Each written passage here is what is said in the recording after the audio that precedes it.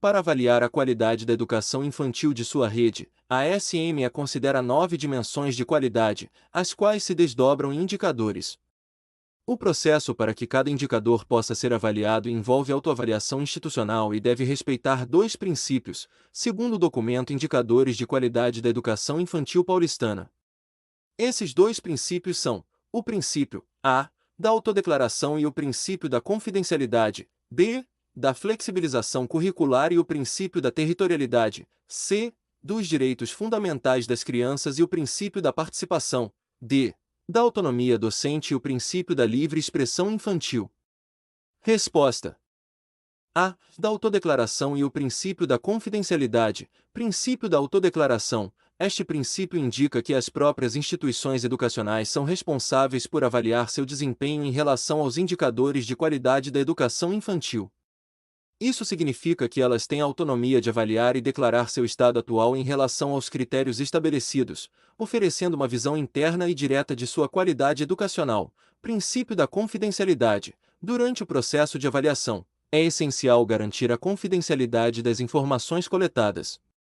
Isso implica que as informações fornecidas pelas instituições durante a autoavaliação institucional devem ser tratadas com sigilo, protegendo a privacidade das instituições e assegurando que as informações não sejam divulgadas sem autorização, preservando a integridade do processo de avaliação. 2. Tendo em vista que a sociologia da educação é a parte da ciência que estuda os processos sociais de ensino e de aprendizagem, assinale a afirmativa incorreta. A grande contribuição da sociologia da educação de Pierre Bourdieu foi, sem dúvida, ter fornecido as bases para um rompimento frontal com a ideologia do dom e com a noção moralmente carregada de mérito pessoal. B. A importância da sociologia para a profissão docente se dá justamente na possibilidade de oferecer recursos para que esses educadores possam instrumentalizar-se desse repertório para desenvolver análises da sociedade, desse modo, ajudá-los a compreender o próprio lugar da educação na sociedade. C. A sociologia da educação como extensão da sociologia permite uma aproximação dos processos mais estruturais que compõem a educação de uma forma mais ampla, uma vez que permite entender que a educação se dá no contexto da sociedade, e não apenas na sala de aula, caracterizando a relação que há entre ser humano, sociedade e educação através das teorias sociológicas. D. Dentre os inúmeros enfoques da sociedade e da educação, destacam-se os paradigmas considerados contemporâneos que enfocam em suas análises o consenso na resolução de conflitos, correspondendo às correntes empiristas e teórico-metodológicas, originadas, respectivamente, em Thomas Hobbes e Karl Marx, de 1855 a 1930, que influenciam análises e pesquisas no campo da sociologia da educação. Resposta: D. Dentre os inúmeros enfoques da sociedade e da educação, destacam-se os paradigmas considerados contemporâneos que enfocam em suas análises o consenso na resolução de conflitos, correspondendo às correntes empiristas e teórico-metodológicas, originadas, respectivamente, em Thomas Hobbes e Karl Marx, de 1855 a 1930, que influenciam análises e pesquisas no campo da sociologia da educação. Na verdade, Hobbes é mais conhecido por sua visão contratualista do Estado, na qual os indivíduos abrem mão de parte de sua liberdade em troca da segurança proporcionada pelo Estado. Seu trabalho, em obras como Leviatã, destaca a importância do poder centralizado para manter a ordem social, mas não enfatiza o consenso como meio de resolver conflitos. 3. Quais são as atividades e as iniciativas em que o Grêmio Estudantil envolve os estudantes, visando a promoção da participação social, cultural e política, bem como ao desenvolvimento da autonomia e do espírito de liderança entre os jovens? A.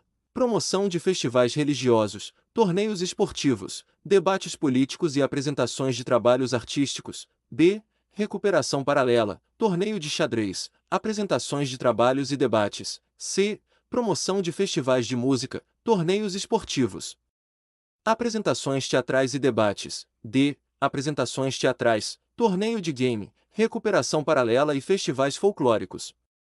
Resposta: C. Promoção de festivais de música, torneios esportivos, apresentações teatrais e debates. Essas atividades promovem a participação social, cultural e política dos estudantes, além de contribuírem para o desenvolvimento da autonomia e do espírito de liderança entre os jovens. Festivais de música e apresentações teatrais estimulam a expressão artística e cultural. Os torneios esportivos incentivam a prática esportiva e o trabalho em equipe, enquanto os debates políticos oferecem espaço para discussão e reflexão sobre questões sociais e políticas. 4. De acordo com Libânio, 1994, o regimento escolar é um conjunto de regras que definem a organização administrativa, didática, pedagógica e disciplinar da instituição. É no regimento escolar que se regula, no âmbito da escola, as concepções de educação, os princípios constitucionais, a legislação educacional e as normas estabelecidas pelo sistema estadual e municipal. Além dos princípios constitucionais, o regimento escolar deverá ter como base, exceto, a. Autonomia da escola como unidade coletiva de trabalho, b. Unidade pedagógica e administrativa da escola como instituição orgânica, c. Especificidade da natureza pedagógica da instituição escolar e do seu interesse público. D. Representatividade exclusiva de técnicos e gestão da escola como critério para sua elaboração. Resposta.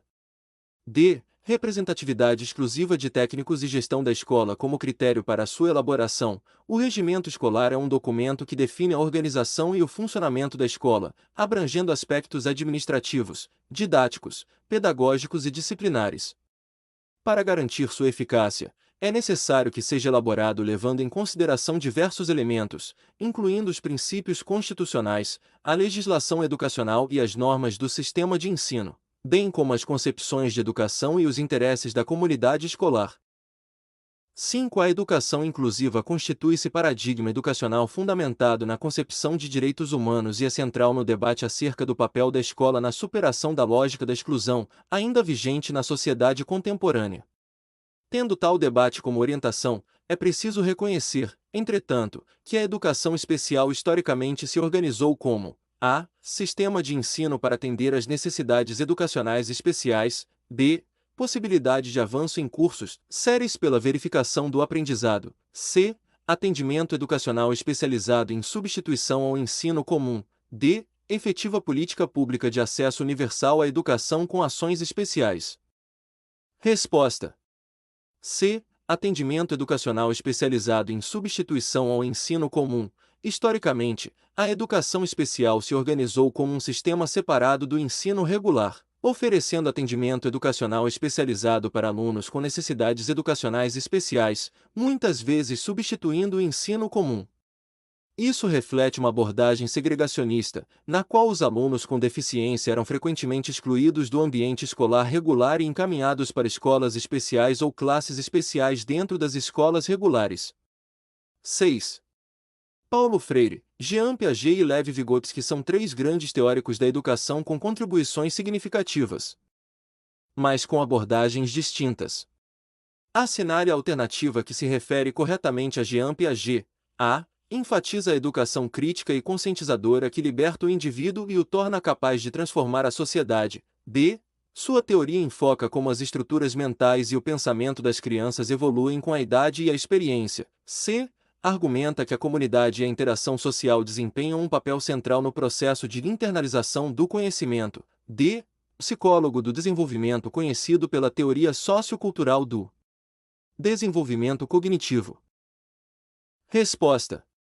B. Sua teoria enfoca como as estruturas mentais e o pensamento das crianças evoluem com a idade e a experiência. Jean Piaget foi um psicólogo do desenvolvimento que ficou conhecido por sua teoria do desenvolvimento cognitivo. Sua abordagem enfatiza como as estruturas mentais e o pensamento das crianças evoluem à medida que elas crescem e interagem com o ambiente ao seu redor. Piaget identificou estágios específicos do desenvolvimento cognitivo, como o estágio sensoriomotor, o estágio pré-operacional, o estágio das operações concretas e o estágio das operações formais, cada um caracterizado por diferentes maneiras de pensar e de compreender o mundo. 7. A educação escolar é uma atividade social que, através de instituições próprias, visa a assimilação do conhecimento e das experiências humanas acumuladas no decorrer da história. Nesse contexto, a didática é uma disciplina eminentemente pedagógica porque a. Objetiva garantir a quantidade de alunos inscritos na escola. B. Reforça a escolha de conteúdos para as provas classificatórias. C. Resguarda o direito de alunos e de professores de alimentar-se na escola. D. Assegura o fazer pedagógico na escola, na sua dimensão político-social e técnica. Resposta. D. Assegura o fazer pedagógico na escola, na sua dimensão político-social e técnica. A didática é uma disciplina que se ocupa do processo de ensino e aprendizagem, proporcionando ferramentas, métodos e técnicas para que o ensino seja eficaz e significativo. Ela não se limita apenas à transmissão de conteúdos ou à organização de provas classificatórias, mas sim engloba todo o fazer pedagógico na escola. Isso inclui aspectos político-sociais, como a relação entre educação e sociedade, bem como aspectos técnicos, como o planejamento de aulas, seleção de métodos de ensino, avaliação do aprendizado dos alunos, entre outros. 8. Skinner foi o criador de um conceito importante no campo das concepções pedagógicas. O autor citou informações comumente ditas sobre o behaviorismo, as quais ele considera falsas. Não tenta explicar os processos cognitivos, não considera as intenções ou os propósitos, não consegue explicar as realizações criativas, não atribui qualquer papel ao eu ou à consciência do eu. Skinner, 1974. Qual concepção pedagógica foi citada? A. Concepção tradicional. B. Concepção comportamentalista. C. Concepção cognitivista. D. Concepção humanista. Resposta. B. Concepção comportamentalista. O comportamentalismo, também conhecido como behaviorismo, é uma abordagem na psicologia que enfatiza o estudo do comportamento observável e mensurável, desconsiderando os processos mentais internos, como pensamentos, intenções ou consciência. Esta perspectiva foca nas relações entre estímulos e respostas, enfatizando a aprendizagem por meio da associação entre estímulos e comportamentos. 9. No que se refere à construção do currículo e do projeto político-pedagógico no âmbito da educação escolar, assinale a afirmativa incorreta. A. O conjunto currículo-ensino constitui os meios mais diretos para atingir o que é nuclear na escola, a aprendizagem dos alunos. B. O projeto pedagógico é um documento que expressa as intenções, os objetivos e as aspirações de um processo de escolarização. C. O professor, como participante ativo na construção do projeto pedagógico da sua escola, deve se concentrar por completo na elaboração do seu planejamento de ensino. D. O currículo da escola é efetivado por meio das atividades de ensino, para atingir resultados em termos de qualidade cognitiva, operacional e social das aprendizagens. Resposta. C. O professor, como participante ativo na construção do projeto pedagógico da sua escola, deve se concentrar por completo na elaboração do seu planejamento de ensino. Na construção do projeto pedagógico da escola, espera-se que o professor seja um participante ativo, contribuindo com sua experiência e perspectiva para a definição dos objetivos, das estratégias e das ações que serão desenvolvidas na instituição de ensino.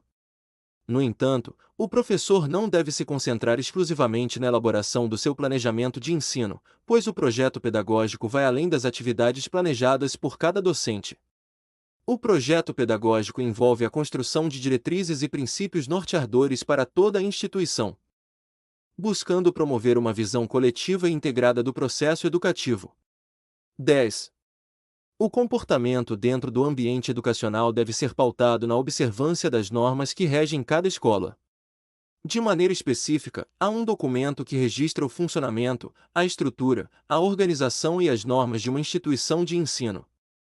As regras, por ele definidas, têm aplicabilidade nas diferentes esferas: administrativa, didática, pedagógica e disciplinar da escola, servindo como um guia de direitos e deveres de todos que fazem parte da comunidade escolar. Que documento é esse? A. Projeto político-pedagógico. B. Proposta pedagógica curricular. C.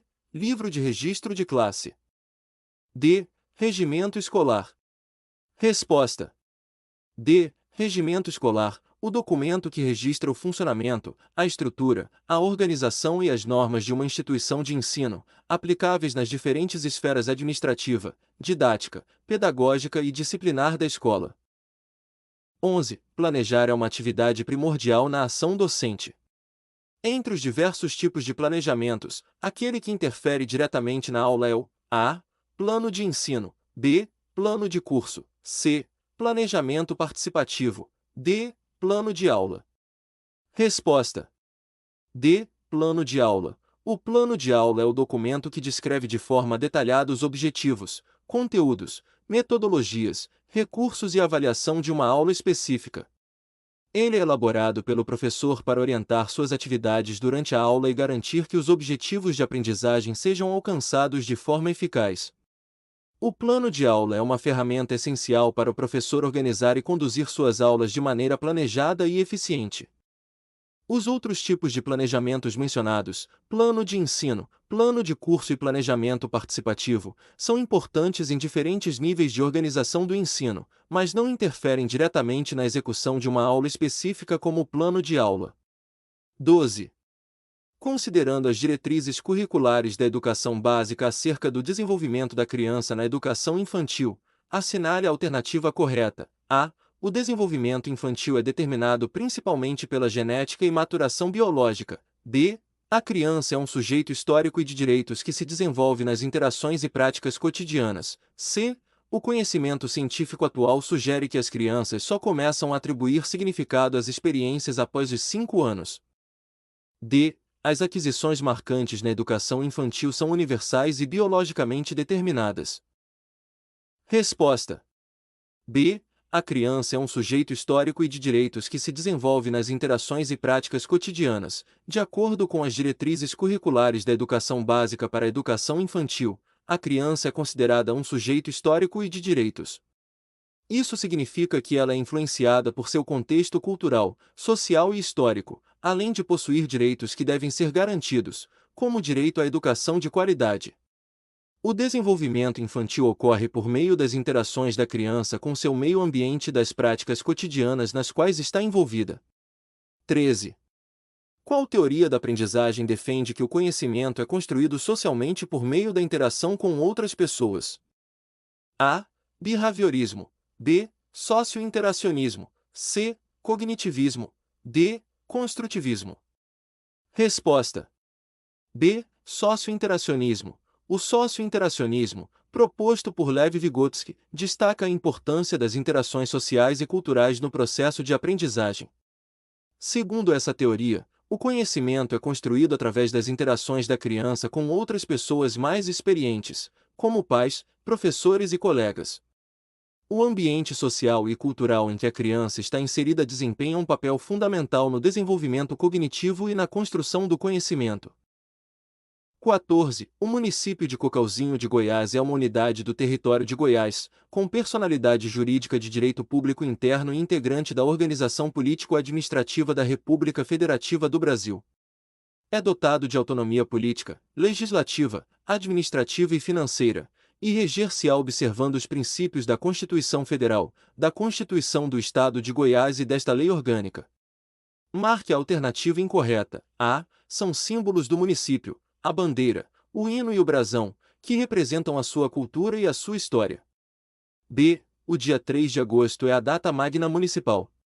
C. São poderes do município, independentes e harmônicos entre si. O legislativo, exercido pela Câmara Municipal, e o executivo, exercido pelo prefeito municipal. D. A sede do município dá-lhe o nome e tem a categoria de cidade. Resposta: B. O dia 3 de agosto é a data magna municipal. Artigo: o dia 3 de julho é a data magna municipal. 15. O Estatuto e o Plano de Carreira e Remuneração do Magistério visam valorizar o professor, garantindo-lhe bem-estar e condições de desenvolver seu trabalho no campo da educação municipal, assegurando-lhe, exceto, a. Ingresso exclusivamente por concurso público de títulos, b. Estímulo ao trabalho em sala de aula, inclusive com equipamentos necessários e outros meios estimuladores. C. Aperfeiçoamento profissional continuado. D. Período reservado a estudos, planejamento e avaliação, incluído, na carga horária de trabalho. Resposta: A. Ingresso exclusivamente por concurso público de títulos. Ingresso exclusivamente por concurso público de provas e títulos. 16. Em 2014 foi aprovado o Plano Nacional da Educação, PNE, com vigência de 10 anos.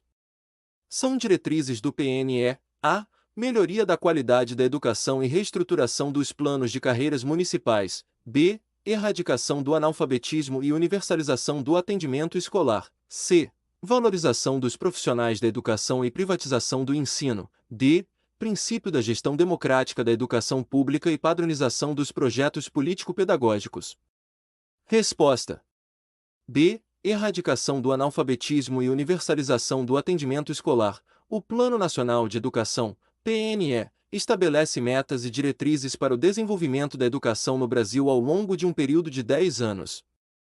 Entre as diretrizes estabelecidas pelo PNE estão a erradicação do analfabetismo e a universalização do atendimento escolar, ou seja, garantir que todas as pessoas tenham acesso à educação básica e que sejam capazes de ler e escrever. Essas são metas importantes para promover a inclusão social e o desenvolvimento educacional do país. 17. O Fundo de Manutenção e Desenvolvimento da Educação Básica e de Valorização dos Profissionais da Educação, Fundeb, é um mecanismo de financiamento da educação básica no Brasil. Nesse sentido, é correto afirmar que o principal objetivo do Fundeb é a redistribuição de recursos para promover a igualdade na educação básica e média. B. A redistribuição de recursos para promover a equidade na educação básica. C. A redistribuição de recursos para promover a equidade na educação superior. D. A distribuição de recursos para promover a igualdade na educação básica. Resposta: B. A redistribuição de recursos para promover a equidade na educação básica. O Fundeb tem como principal objetivo promover a equidade na educação básica no Brasil, garantindo que todos os estados e municípios tenham recursos suficientes para oferecer uma educação de qualidade. Para isso, o Fundeb redistribui recursos entre as regiões e os entes federativos de forma a reduzir as desigualdades socioeconômicas e regionais no financiamento da educação básica. A equidade busca garantir que todos os estudantes tenham acesso a oportunidades educacionais adequadas, independentemente de sua origem ou local de residência. 18. De acordo com o Estatuto da Criança e do Adolescente. Qual é o atendimento assegurado aos adolescentes portadores de deficiências? A. Atendimento educacional exclusivo. B. Atendimento especializado em todas as áreas. C. Atendimento médico prioritário. D. Atendimento psicológico obrigatório. Resposta: B. Atendimento especializado em todas as áreas. O ECA estabelece que crianças e adolescentes portadores de deficiências devem receber atendimento especializado em todas as áreas necessárias para o seu desenvolvimento integral. Isso inclui não apenas a educação, mas também a saúde, a assistência social, a acessibilidade e demais serviços essenciais para garantir seus direitos e sua inclusão na sociedade. Portanto, o atendimento deve ser abrangente e personalizado, levando em consideração as necessidades específicas de cada adolescente com deficiência. 19. Sobre a educação inclusiva, considerando que dispõe a Lei nº 13.146 de 2015, assinale a afirmativa correta. A. Os tradutores e intérpretes da Libras atuantes na educação básica não precisam possuir ensino médio completo e certificado de proficiência na Libras. B. É dever do Estado, da família, da comunidade escolar e da sociedade assegurar educação de qualidade à pessoa com deficiência, colocando-a a salvo de toda forma de violência, negligência e discriminação. C. A educação constitui direito da pessoa com deficiência, assegurado o sistema educacional inclusivo em todos os níveis e aprendizado dos 6 aos 18 anos de idade. D. Não está entre as incumbências do poder público acompanhar e avaliar a adoção de medidas individualizadas e coletivas em ambientes que maximizem o desenvolvimento acadêmico e social dos estudantes com deficiência. Resposta: B. É dever do Estado, da família, da comunidade escolar e da sociedade assegurar educação de qualidade à pessoa com deficiência, colocando-a a salvo de toda forma de violência, negligência e discriminação. De acordo com a Lei nº 13.146 de 2015, que institui a Lei Brasileira de Inclusão da Pessoa com Deficiência, Estatuto da Pessoa com Deficiência, é dever do Estado, da família, da comunidade escolar e da sociedade assegurar educação de qualidade à pessoa com deficiência, protegendo-a de qualquer forma de violência, negligência e discriminação. Essa é uma medida fundamental para promover a inclusão e garantir os direitos das pessoas com deficiência no âmbito educacional e social. 20. É utilizado para auxiliar na formatação e distribuição dos dados na planilha. comumente usado quando faz um cabeçalho de uma tabela, por exemplo. Marque a alternativa correta que corresponde a juntar duas ou mais células em uma tabela no Word. A. Dividir. B. Justificar. C. Mesclar. D. Centralizar. Resposta: C. Mesclar. 21. Qual é o nome do documento elaborado em Goiás para orientar as práticas pedagógicas e curriculares nas escolas, alinhado com as diretrizes da Base Nacional Comum Curricular, BNCC, e considerando as especificidades do Estado? A. Diretrizes Educacionais de Goiás, DI.G.O. B. Plano Estadual de Educação de Goiás, PI.I.G.O. C. Documento Curricular para Goiás, DCG.O. D. Guia de Implementação Curricular de Goiás, GICG.O. Resposta: C. Documento Curricular para Goiás, depois de Cristo G.O. O Documento Curricular para Goiás, depois de Cristo G.O. foi elaborado para orientar as práticas pedagógicas e curriculares nas escolas do Estado, considerando as diretrizes da BNCC e as especificidades locais. Ele serve como referência para o planejamento, desenvolvimento e avaliação do currículo escolar em Goiás, promovendo uma educação de qualidade alinhada com as necessidades dos estudantes e das comunidades escolares. 22. De acordo com a Base Nacional Comum Curricular, BNCC, ao longo da educação básica, educação infantil, ensino fundamental e ensino médio, os alunos devem desenvolver as 10 competências gerais da educação básica, que pretendem assegurar como resultado do seu processo de aprendizagem e desenvolvimento, a. Uma formação humana integral que vise a construção de uma sociedade justa, democrática e inclusiva, b. Uma formação acadêmica de excelência, com o primado da supremacia tecnológica e inclusão digital como marcos preponderantes para o desenvolvimento social, c. O acúmulo de conteúdos básicos nas 4 grandes áreas do conhecimento humano para a capacitação dos estudantes no mercado de trabalho nacional. D. A partir da informatização do conhecimento gerado pela humanidade e a capacidade de sua acumulação pelas gerações mais novas. Resposta: A. Uma formação humana integral que vise a construção de uma sociedade justa, democrática e inclusiva, de acordo com a Base Nacional Comum Curricular, BNCC. As competências gerais da educação básica visam garantir uma formação integral dos alunos, que inclua não apenas aspectos acadêmicos, mas também o desenvolvimento de habilidades socioemocionais e éticas. Essas competências estão voltadas para a construção de uma sociedade mais justa, democrática e inclusiva, preparando os estudantes para enfrentar os desafios do mundo contemporâneo e contribuir para o bem-estar coletivo. 23. Considerando o currículo e identidade do atendimento na educação infantil a partir dos apontamentos presentes nas diretrizes curriculares da educação básica, assinale a alternativa incorreta. A. Do ponto de vista legal, a educação infantil é a primeira etapa da educação básica e tem como finalidade o desenvolvimento integral da criança de 0 a 5 anos de idade em seus aspectos físico, afetivo, intelectual, linguístico e social, complementando a ação da família e da comunidade. B.